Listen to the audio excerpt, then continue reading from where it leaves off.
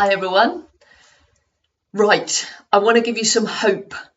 So imagine, if you will, that you can move freely, that you have energy, that you feel comfortable and joyful in your movement. Maybe that feels completely out of reach. So if you feel a lot of resistance to that, maybe for you it's imagining feeling a bit more comfortable in your movement, or having a bit more energy in life, or a bit less pain, whatever it might be for you. So Thomas Hanna, who came up with somatic movement, when I was digging into his work, one of the things that it really gave me was a sense of hope. I was managing chronic fatigue and chronic pain. Obviously, I had very little energy. A lot of my attention went on the pain. I was also just more generally kind of looking into the work of how we hold trauma in the body, and realizing just how much I was holding. And just reading Thomas Hanna's work really gave me hope that it wasn't inevitable, that it stayed that way for me, or that it was going to get worse. And I really want to pass that on to you. I'm going to let you know straight up, somatic movement is not a magic wand. It is a practice. We do have to take steps if we want things to change. And honestly, it's easier, if not pleasant, to carry on as things are, right? Most of us don't have a million hours in the day to be doing all of the things, right? So what if there was a little bit of a practice, a little bit of a technique that you could use here, there, and everywhere, and that would make you feel a little bit better, and that gives you hope. And when you have hope, you start to believe that things can be different, and then you start to think, well, maybe I could do a little bit more of this, right? But we've got to start somewhere. So that's what I really want to give you today. I want to give you some hope that things can change, that you can reduce chronic pain, that you can have more energy. And we're going to just have a little go at this technique right now. It's something that actually we do naturally without perhaps knowing it, but the amount that we do it seriously reduces as we get older. But if you look at dogs and cats, they do it all the time. If they've been lying down for a while, they're going to do this. We call it a stretch. In fact, what we're doing is pandiculating. Some of you may know this word, pandiculation. That's what we're going to do. Now, if you have a moment and you can get down on the floor and have a go at this on the floor, that's the absolute best, because you can really kind of let go of as much as possible on the floor. You're not fighting against gravity.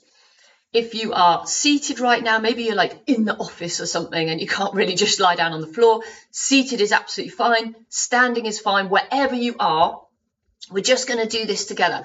So pandiculations have 3 stages. The first is contracting a little bit more than what's already there. And what we're trying to do is learn how to sense what the contraction feels like. This is really key. We're tuning into the sensations. Step 2 is then releasing from that contraction. And again, really key is starting to tune into how it feels to release. We're retraining our brain as we do this. Just as a side note, some of us find it very difficult to feel anything at all at first, and that is completely fine. Keep doing this every so often and it will start to come. And the third step of pandiculations is just taking a moment to rest, to let everything go, to integrate any new insights, any new learning. This is how we're retraining the brain to let go of muscle tension that we're carrying unconsciously, habitually, okay? So when you're ready, you're either lying down, you're sitting down, you're standing up, wherever you might be. Keep it comfortable. This is all about trying to sense something. We're not trying to move into pain. We're not trying to get rid of pain, nothing like that. Keep it comfortable and just tighten anything and everything in your body that you can. So whatever that might be for you, screw your face up, clench your jaw, shoulders hunch up, whatever it might be, fists, toes are clenching. And then that's step 1. And then slowly you're just going to let it all go. You're like an ice cube just slowly melting. So we're not just kind of flopping out of the contraction, we're slowly releasing. And then we're just taking that moment, we're just noticing how it feels once we've done that.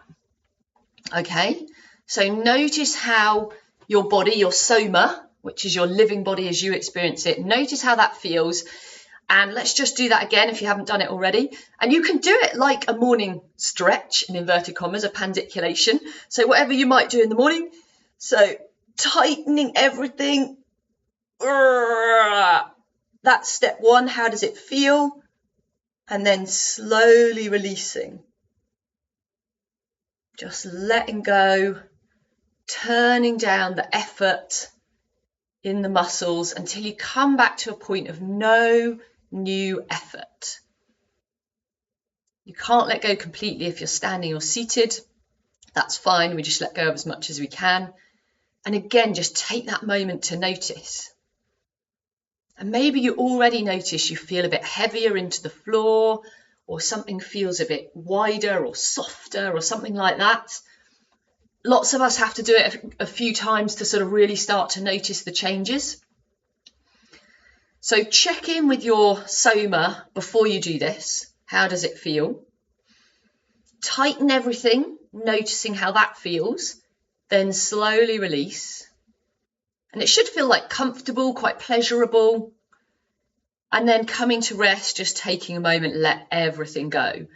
That's all it is. If that seems simple, it's because it is. It's because it's something we do naturally, but we forget how to do it. We forget that we need to do it when we've been still for a long time, particularly. If you can bring that back into your life, it really will make all the difference. Letting go of some of that muscle tension, releasing it at the level of the nervous system. So we're relearning how to let go of the muscles. If you want to take it further, of course, I've got lots of resources and things that bring in certain kinds of movements that address particular sort of patterns and things that we might be carrying. But for now, if you can just give that a go and notice how it might feel a little bit softer or a little bit better in your soma, your living body as you experience it, after you've done a pandiculation, I hope that that will give you hope that things can change, because they really, really, really can.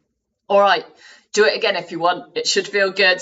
I hope you enjoy it, and I will see you again soon.